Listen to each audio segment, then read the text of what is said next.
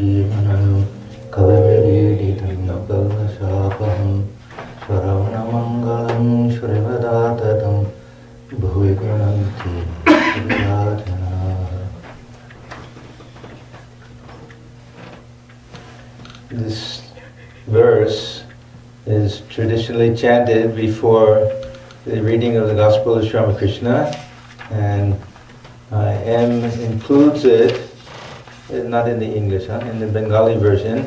It'll be on the first page. This is a verse from the Bhagavata Purana, Gopi Gita, and it's supposed to be addressed to Sri Krishna, but since M looked upon Sri Ramakrishna as an avatar who was identical with Rama and Krishna, that he uses this verse, and everything that the gopis are saying about Sri Krishna, he says about Sri Ramakrishna. So it says, Tavagatamratam, that your words are like nectar, tapta jivanam. They bring life to scorched souls. Now this is very significant in the life of M, because I think most of you know the story, huh?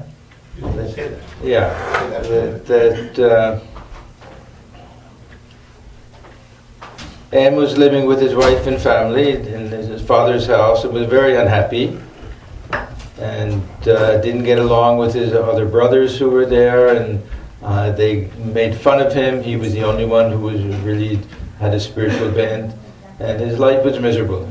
In fact, when we go through the entire gospel, we see so many times that Sri Ramakrishna is asking him, did you make up with your father? Did you go back home? Because it was unbearable for him to live there. And Thakur always wanted him to go back and lead a harmonious life with the rest of the family, where he wouldn't have to worry about so much living on his own. He had to always worry about making enough money and everything. So this was a constant theme. So things reached such a point that M thought that he would commit suicide. So he decided to leave. We don't know exactly how he was thinking, because he made arrangements for the whole family to leave, and they were going to stay in somebody's home, and then they went, and the carriage that they were in, the axle broke, and they had to go to another friend's house, and then they got a very rude reception there. Everything was going wrong for him. Finally, he ended up in his nephew's house, or the relative's house. Siddheshwari, Siddhu was his name. And his nephew saw that he was in a terrible state of mind. So he said, Uncle, tomorrow, let me take you to a few places. There are some very nice garden areas and temples and things, just to lift up his mind a little bit. So he took him to several places, and then just at sunset, he said there's a beautiful new temple. Rani Rashmani has built this temple with a beautiful garden area. It's the Kali temple. Let me take you there. And when Sri Ramakrishna goes, we'll read about that very first visit. He immediately compares it to the scene of the Bhagavata, that he felt as if he were in the presence of Shukadeva, who was giving this recitation of the Bhagavata to King Parikshit, and was surrounded by all the sages and everything. And immediately after his first introduction with Sri Ramakrishna, he realized that there was some purpose to his life. And later on, he used to say that Sri Ramakrishna not only gave him his spiritual life, but gave him his real life, saved him from taking his own life that way. So when M uses this phrase, tapta jivanam, he was tapta, he was being scorched in the world, and Thakur gave him his life back. So, tavagatamradam, tapta jivanam, kavibhirididam, praised by poets, kalamishapaham, removing all sin, shravanamangalam, just listening to the recitation of the Katamrita, Gospel of Sri Ramakrishna, is auspicious. As auspicious as listening to the Vedas, chanting the Vedas, or anything. This has a power, this book, to change a life. It's the most powerful book that I've ever seen. That if you go deeply into this book, you'll find you're entering into a new world. M did such a fantastic job of creating a scene that you feel that you're there. He'll tell you each and every person in the room, what direction everyone is facing, where they're sitting. He'll remember all the song, everything. It's just fantastic. M had this prodigious memory that way. There's a very nice story about how he got caught. He was caught by his students, how they found out that he was writing this Kotamrita. One of his students was named Kali Krishna, who later became Swami Virajananda. He was the first of the batch of monks to join who weren't direct disciples of SriRamakrishna. And he took Diksha from Holy Mother and Sannyas from Swamiji. He was a very wonderful president of the order for many, many years. Very wonderful Swami. He was one of the students at M school. And there were several of them. They used to go to Ramchandra Datta's place.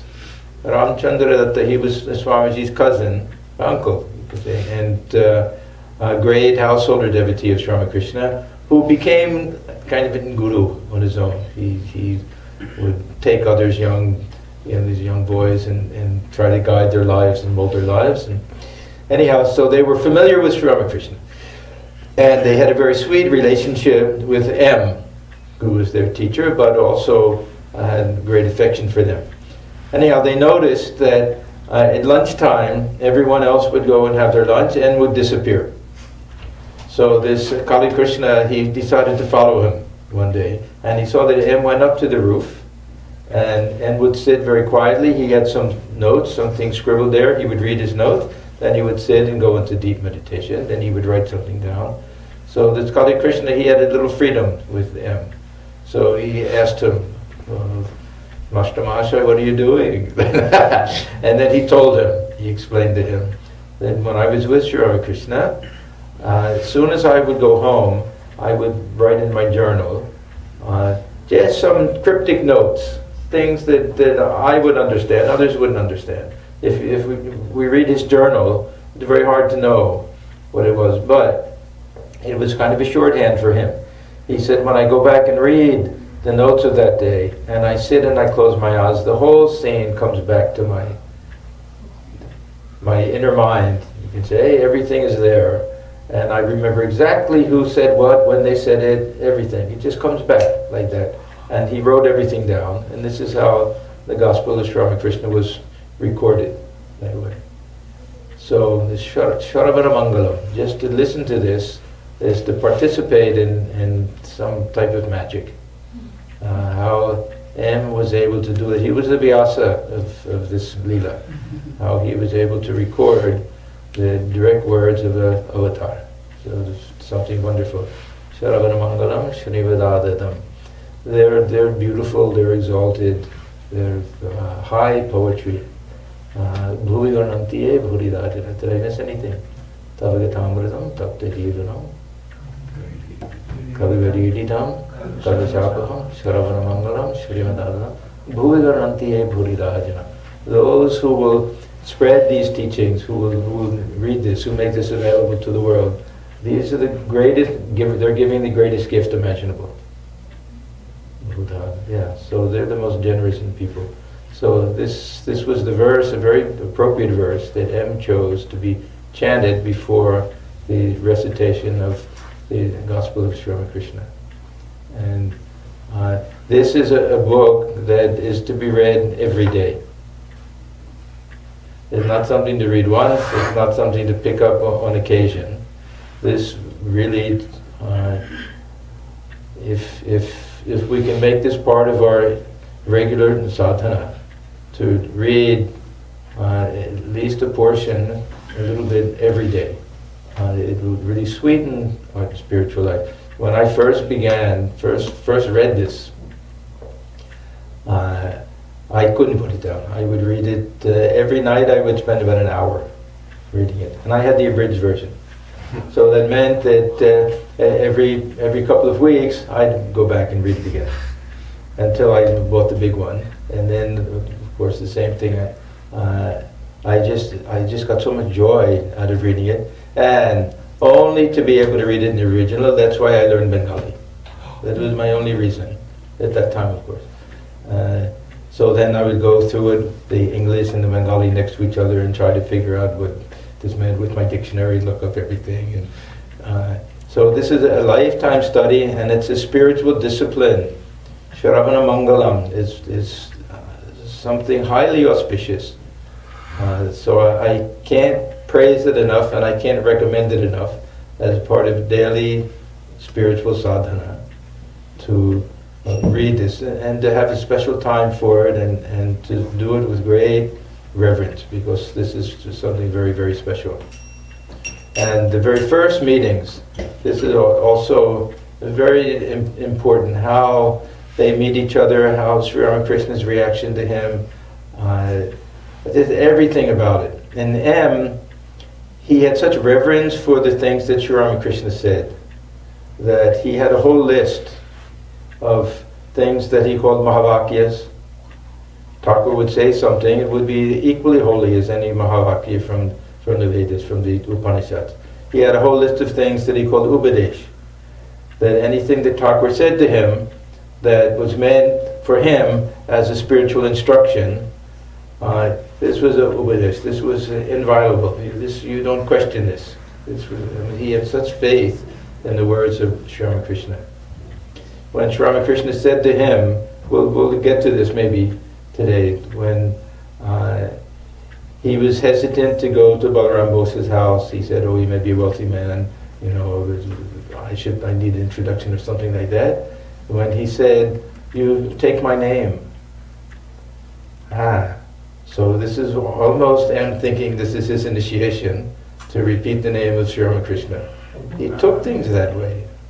Yeah, this is the type of devotion one needs to be a real shishya, to be a real disciple. That type of devotion to the Guru, that he would say something, take my name, then they'll let you in. They won't have any problem like that. So yeah, it's fantastic. This relationship between the two of them was as special as the relationship between Sri Ramakrishna and Swamiji. And his role was equally important. Without him, others took notes and others wrote some things, but nothing compared to this. And Sri Ramakrishna left them in the world as the example of the Grihi Sannyasi. M was dying to take sannyasa. He always felt that he was kind of left out.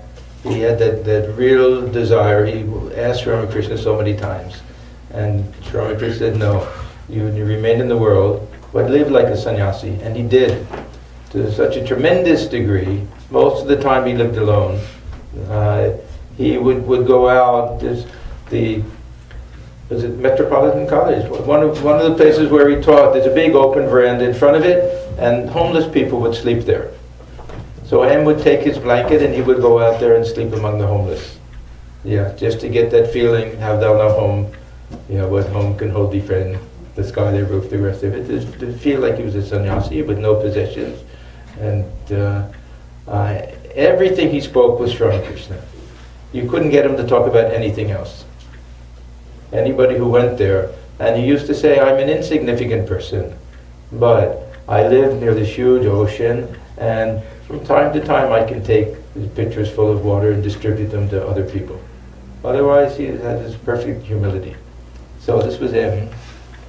The very first entry is listed as February 1882, because M had no idea at that time that it would be important and to remember each and every date and everything. So in the beginning, he just knew it was sometime in February. And he doesn't tell the whole background and everything. M tries to remain absent throughout. This is one of the secrets. And he uses so many pseudonyms. Mani Mohan. And of course, M, he doesn't use his name. His name is Mahendranath Gupta. You won't find it anywhere here. So he'll use different nicknames, sometimes Englishmen.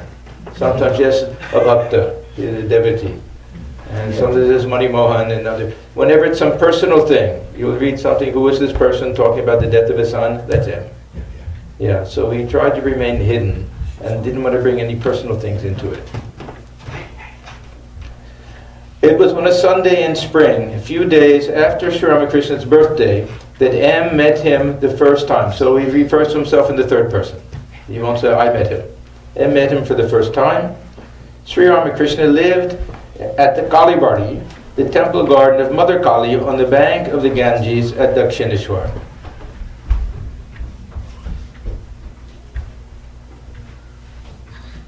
M, being at leisure on Sundays, see, he's not saying anything about this state of mind, had gone with his friend Shidhu. Now this Shidhu, who was not just his friend, his relative, we don't find another single instance of him going to see Sri Ramakrishna. His name is not mentioned here. We don't hear anything about him after that. This is the meaning of Leela. This was the role that he had to play in this Leela. Nothing else was necessary after that.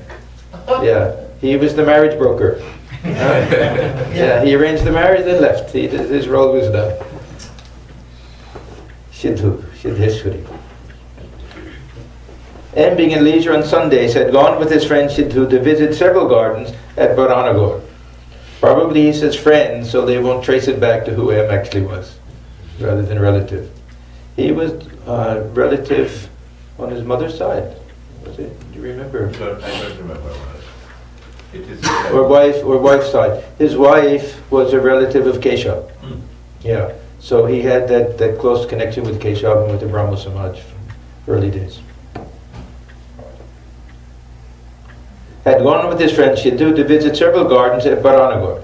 As they were walking in Prasanna Banerjee's garden, Shidhu said, "There is a charming place on the bank of the Ganges where a Paramahamsa lives. Should you like to go there?" M assented, and they started immediately for the Dakshineshwar temple garden. They arrived at the main gate at dusk and went straight to Sri Ramakrishna's room. And there they found him seated on a wooden couch facing the east. How many people have been to his room? How many people haven't been to his room? Okay, can I make a suggestion? Go. Go there. Yeah.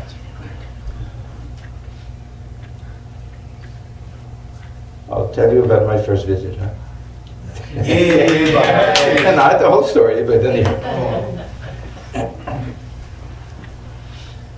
And there they found him seated on a wooden couch facing the east. With a smile on his face, he was talking of God. The room was full of people, all seated on the floor, drinking in his words in deep silence. M stood there speechless. Thinking his life was about to change. Speechless and looked on. It was as if he were standing where all the holy places met, and as if Shukadeva himself were speaking the word of God, or as if Sri Chaitanya were singing the name and glories of the Lord in Puri with Ramananda, Swarup, and the other devotees. Yeah, M got there just as the sun was setting, as Arati was going on. He heard the bells and the kantis and everything. That's also when I got there the first time. And I had gone to Bellarmठ first. And after seeing all the temples and everything, took the ferry across just as the sun was going down. Got there just as we could hear all the everything going on, the Arati sounds, and went into Sri Ramakrishna's room. And really felt that, he dropped off the face of the earth and entered into a whole different realm. Only Sri Ramakrishna wasn't there. Otherwise, everything the same. Only he was there. You could really feel his presence. I hadn't read the Gospel yet. I read it afterwards. So when I first read it, and it says he was facing east, I knew I could picture where he was sitting. But I had read enough. I had read a short version of his life and Swamiji's life and everything that I knew where I was going and everything. It wasn't just some by chance thing. Sri Ramakrishna said, "When hearing the name of Hari or Rama once, you shed tears and your hair stands on end. then you may know for certain that you do not have to perform such devotions as the Sandhya anymore. This was one of the important teachings of SriRamakrishna. He used to talk about two distinct types of bhakti. One is Vaidhi bhakti, and the other is, he gave different terms, raga, raganurag, different terms of this type of bhakti. I saw on the board up there that you were studying this, huh? Writing something. Swami V. Oh, Swami V did that, yeah. So the Vaidhi bhakti, this is the beginning period when we have some routine, we have some family traditions, maybe we do some chanting, we do some rituals, everything. We do it until we reach this higher stage, which is a spontaneous stage. We're overflowing with love, constant remembrance of God. We don't have to make any effort. And Sri Ramakrishna was always of the opinion that one doesn't decide that he's reached that stage. It happens automatically, and we know it. So just as when the sore is healed, the scab falls off on its own. We don't pull it off, it'll bleed again. So he gave different examples that when the fruit is ripe, it'll fall off on its own. We don't have to force anything that way. So this is one test. How do we know we've reached that stage where it's not necessary for us to do any formal type of worship? He said, when hearing the name of Hari Rama once, you shed tears and your hair stands on end, then you may know for certain that you do not have to perform such devotions as the Sandhya anymore. He used to say that Sandhya merges in Gayatri.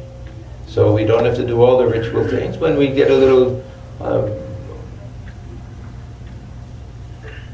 more spiritually evolved, then we don't have to do all of the ritual. We can simply repeat Gayatri. Gayatri merges in Om. We reach a point where even Gayatri, we don't have to. It's enough to simply say Om. We fulfill whatever duty we take. If we're Brahmins, we've done our Upanayana and we're supposed to recite Gayatri a certain number of times every day. We're free from that obligation when we reach the stage of Anuraga, the stage of divine love. Then only will you have the right to renounce rituals, or rather, rituals will drop away of themselves. Then it will be enough if you repeat only the name of Rama or Hari, or even simply Om. Continuing, he said, here it is, the Sandhya merges in the Gayatri, and the Gayatri merges in Om. M looked around with wonder and said to himself, what a beautiful place, what a charming man. How beautiful his words are. I have no wish to move from this spot. After a few minutes he said, let me see the place first, then I'll come back here and sit down. As he left the room with Shidhu, he heard the sweet music of the evening service arising in the temple from gong, bell, drum, and cymbal. He could hear music from the Nahavat too. At the south end of the garden there were two Nahavats. The one where Holy Mother stayed, and then one at the very southern part, near Jaddu Malik's house, I believe. The sounds traveled over the Ganges, floating away and losing themselves in the distance. Yeah, M's prose is just exquisite. And Bengali has two different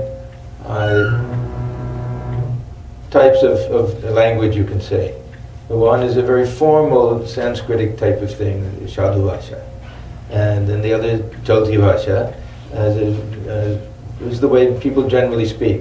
But his prose is a very beautiful Sanskritic formal language, but just beautiful. It just flows. He was very poetic, extremely poetic.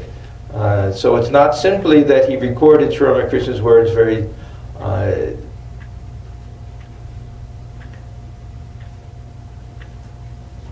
correctly. His descriptions were just so literary, so beautiful, that also is something tremendously uplifting. A soft spring wind was blowing, laden with the fragrance of flowers. The moon had just appeared. It was as if nature and man together were preparing for the evening worship. M and Sidhu visited the 12 Shiva temples. The Dakshineshwar temple garden is devoted to 3 different deities.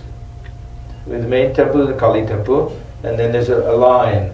There's 6 to the north and 6 to the south of the all different Shiva lingams. And then we have the Radhakanta temple for the Govinda.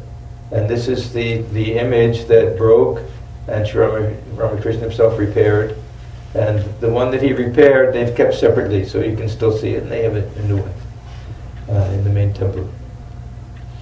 So M and Sidhu visited the 12 Shiva temples, the Radhakanta temple, and the temple of Bhavatarani. Bhavatarani is Kali. And as M watched the services before the image, his heart was filled with joy. I think he was ready to commit suicide. Now, just go into this one place. His heart was filled with joy. On the way back to Sri Ramakrishna's room, the 2 friends talked. Sidhu told him that the temple garden had been founded by Rani Rashmani. He said that God was worshipped there daily as Kali, Krishna, and Shiva, and that within the gates many sadhus and beggars were fed. When they reached Sri Ramakrishna's door again, they found it shut, and Brinde, the maid, standing outside. M, who had been trained in English manners. Yeah, M himself was a school teacher, a headmaster, and started his own school later, and had a brilliant mind. He was very well versed in history and philosophy and literature and everything. M, who had been trained in English manners and would not enter a room without permission, asked her, "Is the holy man in?" But Inde replied, "Yes, he's in the room." M, "How long has he lived there?" But Inde, "Oh, he has been here a long time." Yeah, she didn't know exactly. Sri Ramakrishna lived 32 years in Dakshineshwar. 56 is when he came in, and this is 82, it's already 26 years, and he will go in 85. So about 29 years. 29 years. And the first 16 years, I think, were in that kutir, north of his room. So he lived in that room only the last, say, 15 years or so, something like that. 15, 16 years. M, does he read many books? But indeed, books, oh dear no, they are all on his tongue. So it was Mukusta. Yeah, so Mukusta. M had just finished his studies in college. He was actually 24 or something at that time. Something. It amazed him to hear that Sri Ramakrishna read no books. M, perhaps it is time for his evening worship, Sandhya. May we go into the room? Will you tell him we are anxious to see him? Brinde, go right in, children. Go in and sit down. She was quite elderly, Brinde. Entering the room, they found Sri Ramakrishna alone, seated on the wooden couch. Incense had just been burned, and all the doors were shut. As he entered, M, with folded hands, saluted the master. Then, at the master's bidding, he and Sidhu sat on the floor. Sri Ramakrishna asked them, "Where do you live? What is your occupation? Why have you come to Baranagur?" M answered the questions, but he noticed that now and then the master seemed to become absent-minded. Annamanashka, not really absent-minded. Later he learned that this mood is called bhava, ecstasy, especially at sunset. As soon as Sri Ramakrishna, he had a very special thing that as soon as the sun goes down, then one should give up everything, only think of God. Shandha Shamai, Shabkaj Chare, Ishvara Shoran Kore. He used to say that, forget everything. When I was in my college student years, I refused to do any schoolwork after sunset. Oh. I did everything during the daytime. At night I would only read, do my meditation and read and have my supper and go to sleep. Yeah. I try to follow these things. Yes. We have to be sincere. When we read something, we should try to put it into practice. You hadn't read SriRamakrishna then? No, I had, after reading that. Oh, actually, and then Yeah, yeah, you have to stop on. yeah. Swamiji says in one place, only read books written by realized souls. Yeah. I never read any novel after that or anything. Some exceptions a little bit later. The one or two things that I read, The Razor's Edge, and just for other reasons. But yeah, anyhow, it's good to be a little fanatical sometimes. No, seriously, yeah.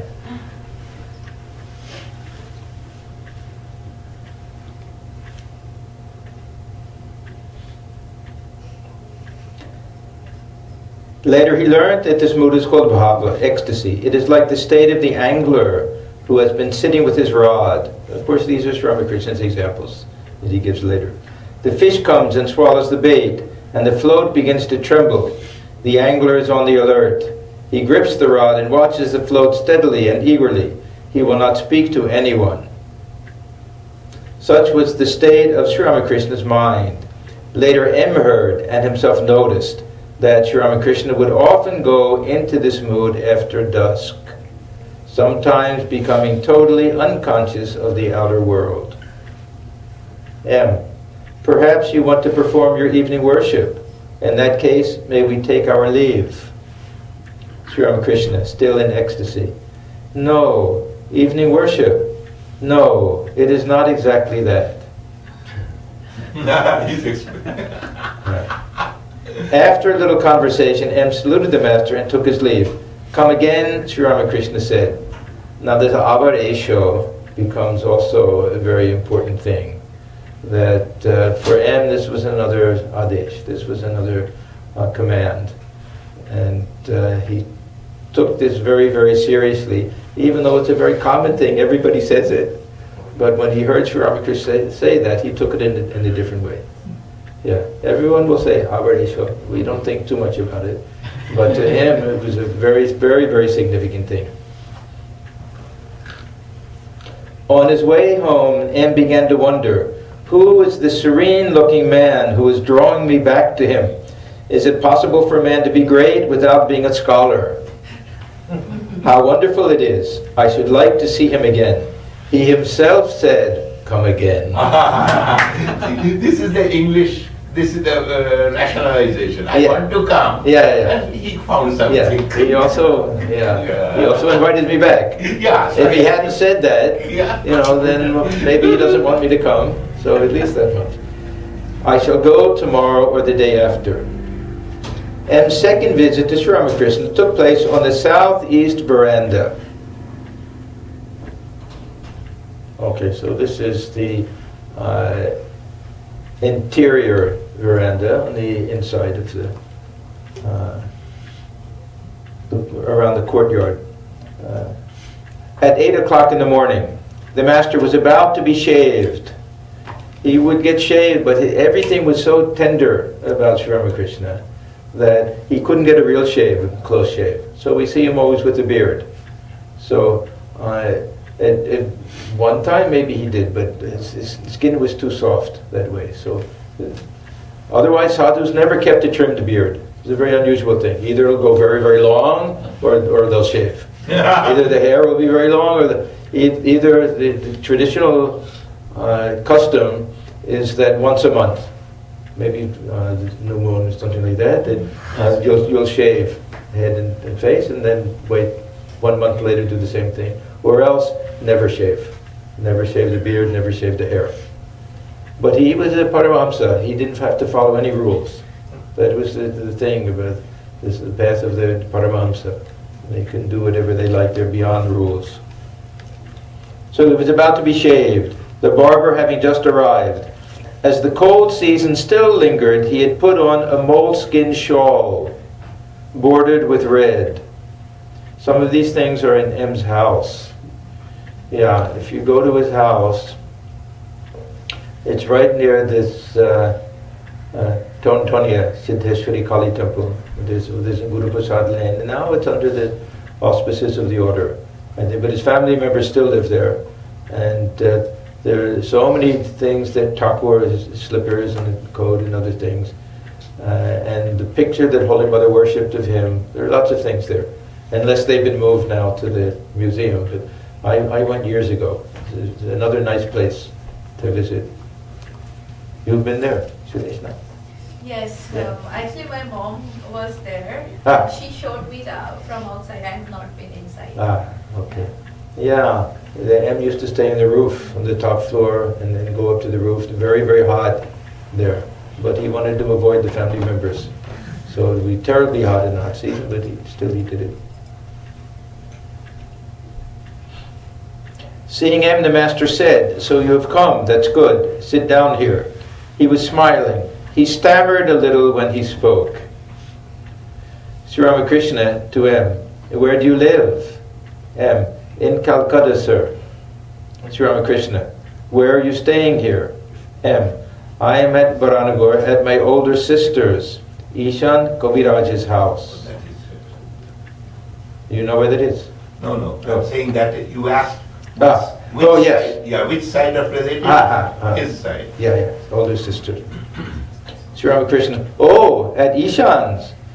Well, how is Keshav now?" So we knew that there was a connection with Keshav through Ishan, and they were all Brahmos and everything. He was very ill. M, "Indeed, I've heard so too, but I believe he is well now." SriRamakrishna, "I made a vow to worship the mother with green coconut and sugar." Yeah, the Davchini. On Keshav's recovery. "Sometimes in the early hours of the morning I would wake up and cry before her."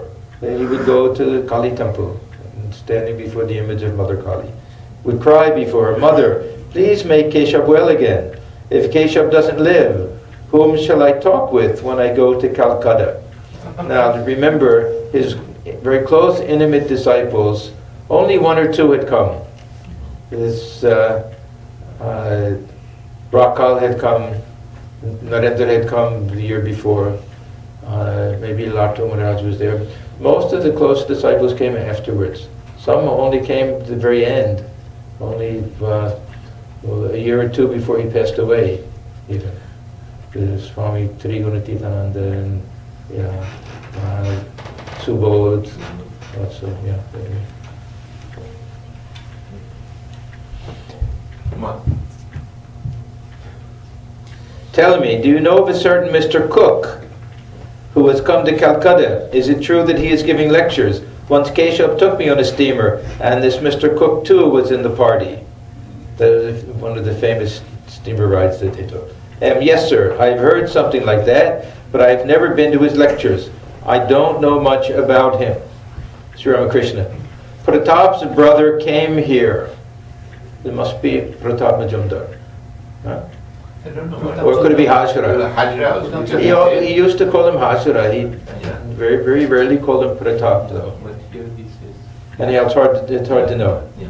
I think it means Majumdar because M wouldn't know about Hajra. And he's talking about all Brahmo people. And it's not important. Pratap's brother came here. He stayed a few days. He had nothing to do and said he wanted to live here. I came to know that he had left his wife and children with his father-in-law. He has a whole brood of them. So I took him to task. Just fancy. He is the father of so many children. Will people from the neighborhood feed them and bring them up? He isn't even ashamed that someone else is feeding his wife and children. See how intimately Sri Ramakrishna is talking to him, who's a stranger. They just met, telling all of these personal things and everything. Will people from the neighborhood feed him and bring them up? He isn't even ashamed that someone else is feeding his wife and children, and that they've been left at his father-in-law's house. I scolded him very hard and asked him to look for a job. Then he was willing to leave here. Are you married? M. Yes, sir. Sri Ramakrishna with a shudder. Oh, Ramlal! Alas, he is married. Ramlal was Sri Ramakrishna's nephew, who was also one of the temple priests there. So you can imagine. He said, oh my God. Oh, Ramlal! Alas, he is married. Like one guilty of a terrible offense, M sat motionless, his eyes fixed on the ground. He thought, is it such a wicked thing to get married? The master continued, have you any children? M this time could hear the beating of his own heart. He whispered in a trembling voice, yes, sir, I have children. Very sadly, SriRamakrishna said, ah me, he even has children. Thus rebuked, M sat speechless. His pride had received a blow. After a few minutes, SriRamakrishna looked at him kindly and said affectionately, you see, you have certain good signs. This was the whole point. I know them by looking at a person's forehead, his eyes, and so on. Tell me now, what kind of person is your wife?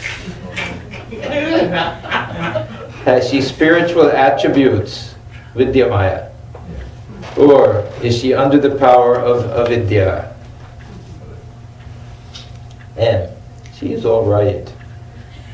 That doesn't give a very high, great praise. She is all right, but I am afraid she is ignorant. Master, with evident displeasure, and you were a man of knowledge.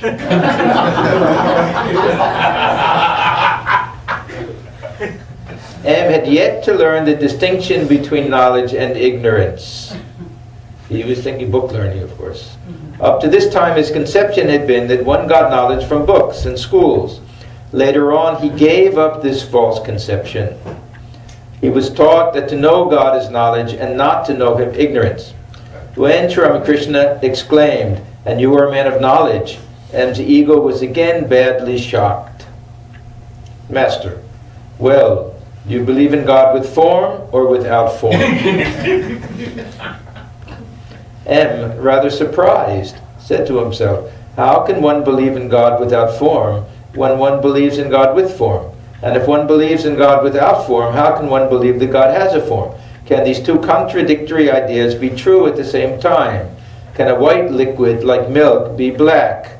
Now, of course, as a member of the Brahmo Samaj, and as a highly educated, Western educated person, he didn't care for this idea of God with form, because God with form, in those days, in that context, basically meant an image, idol worship, what they called idol worship.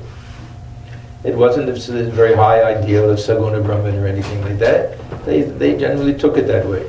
So this is why the Brahmos always talked about worshiping the formless God, because they didn't like this image worship, anything like that. M, sir, I like to think of God as formless. Master, very good.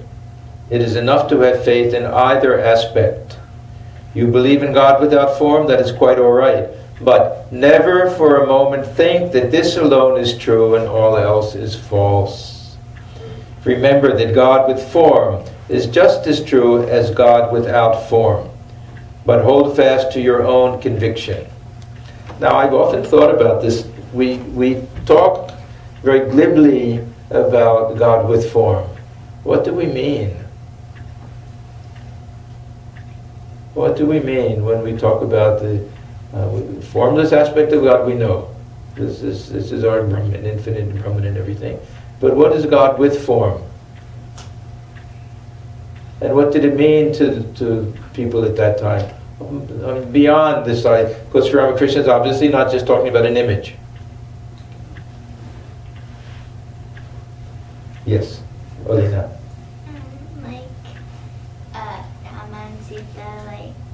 Yes, so this is one way, of course. One way will be the avatar, the divine incarnation, God taking form, coming at a certain time, Rama, Sita, Krishna, Radha, all of that.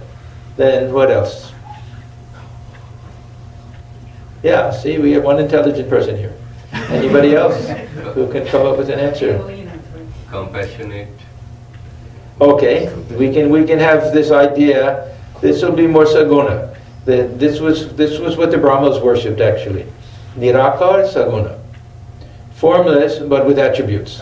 So that we had a plethora of images like Durga, Lakshmi, all of them. So At least Brahmos must have thought of that also as idol worship.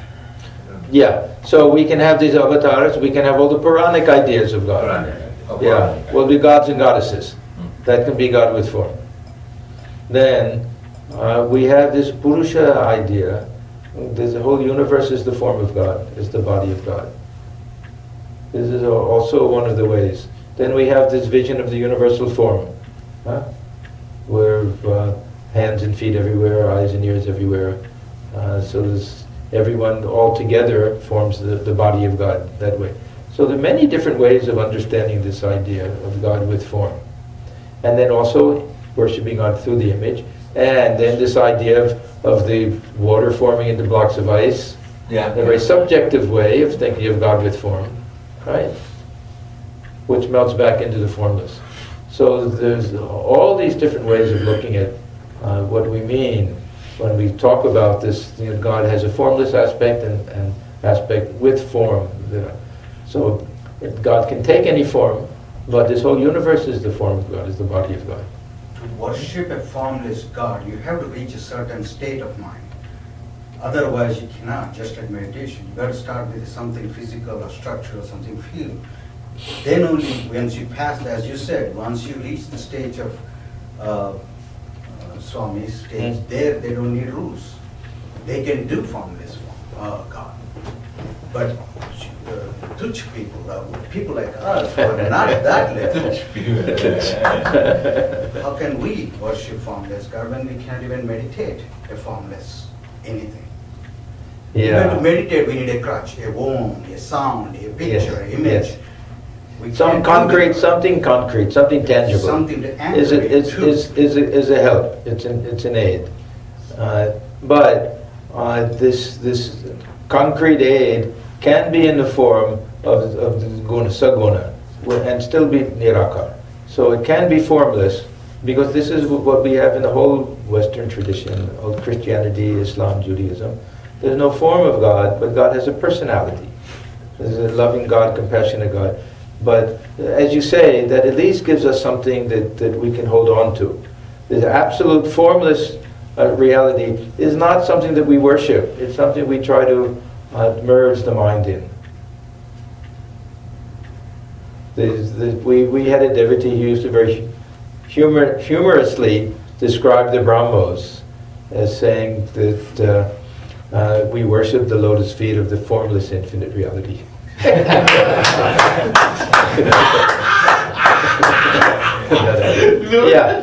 No, it's true. The human mind likes something concrete, but at the same time, the human mind very often can rebel against this idea that what we're calling God, such a subtle thing, can have some physical form or some tangible form. So we have both difficulties from both sides of it.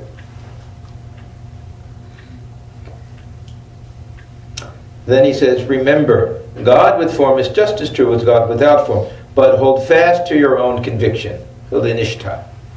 That be open-minded, but the path that you want to follow, you hold on to it dearly. The assertion that both are equally true amazed M. He had never learned this from his books. Thus his ego received a third blow. Now notice, never once does he say that this is nonsense, that SriRamakrishna is saying something, just a bold contradiction, that's no one could possibly take any of this seriously. He's putting seeing the fault in himself, that he never thought deeply about these things. This is Shraddha. We were talking about that reverential attitude. He recognized that this is a real holy man. So there must be some meaning, deeper meaning to his words.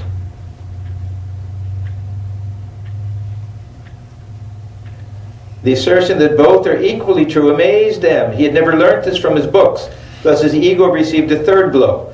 But since it was not yet completely crushed, he came forward to argue with the master a little more. M. Sir, suppose one believes in God with form.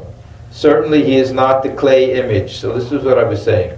That in those days, being a Brahmo, that's what would come into his mind. Not some very subtle doctrine of this universe forming the body of God, anything like that, but this idea of image worship, or idol worship as they Because they condemned it. To be a Brahmo, you had to sign a pledge that you wouldn't participate in that. You wouldn't enter a temple where there was an idol image. Master interrupting, but why clay? It is an image of spirit. M could not quite understand the significance of this image of spirit. But sir, he said to the master, one should explain to those who worship the clay image that it is not God. And that while worshipping it, they should have God in view and not the clay image. One should not worship clay. Master, sharply. I don't know what it says. Birokto. Something. Yeah. That's the one hobby of you Calcutta people. Giving lectures and bringing others to the light. He didn't have a very high opinion of the Calcutta people. Nobody ever stops to consider how to get the light himself. Who are you to teach others?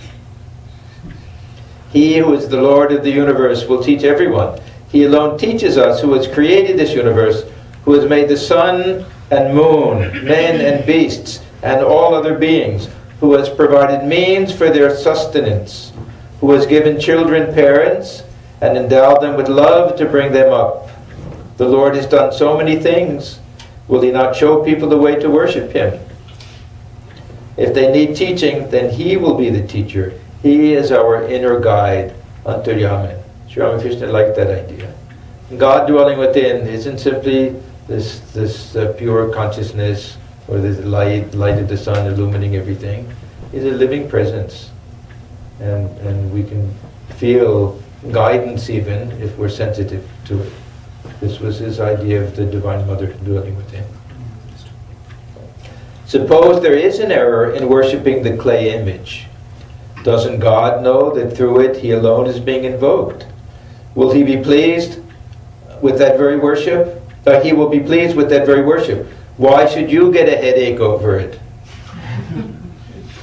You would better try for knowledge and devotion yourself. This time M felt that his ego was completely crushed. He now said to himself, yes, he has spoken the truth. What need is there for me to teach others? Have I known God? Do I really love Him? I haven't room enough for myself in my bed, and I'm inviting my friend to share it with me. It's a Bengali proverb. Shankari. Yeah, Yeah. Shankari. How does it go? Yeah, and Apni Shute Paina Shankari ke dake. Shankari here, Daki. There's no room for yourself, and you're calling Your friend Shankari to share to the come. I know nothing about God, yet I am trying to teach others. What a shame. How foolish I am. This is not mathematics or history or literature that one can teach it to others. No, this is the deep mystery of God. What He says appeals to me. See, Shram says, M, he didn't take any of this personally. He didn't get angry. He didn't get annoyed. He didn't think, well, how can he speak to me this way? Doesn't he know that I have advanced college degrees? I'm a teacher and all of this. He had that humility. This was M's first argument with the Master, and happily his last. So he learned his lesson. Master, you were talking of worshipping the clay image. Even if the image is made of clay, there is need for that sort of worship. God Himself has provided different forms of worship. He who is the Lord of the universe has arranged all these forms to suit different men in different stages of knowledge. The mother cooks different dishes to suit the stomachs of her different children. Suppose she has 5 children. If there is a fish to cook, she prepares various dishes from it: pilau, pickled fish, fried fish, and so on. He doesn't mention fish head here. Yeah, he does in other places. I think so on means, what are you going to do?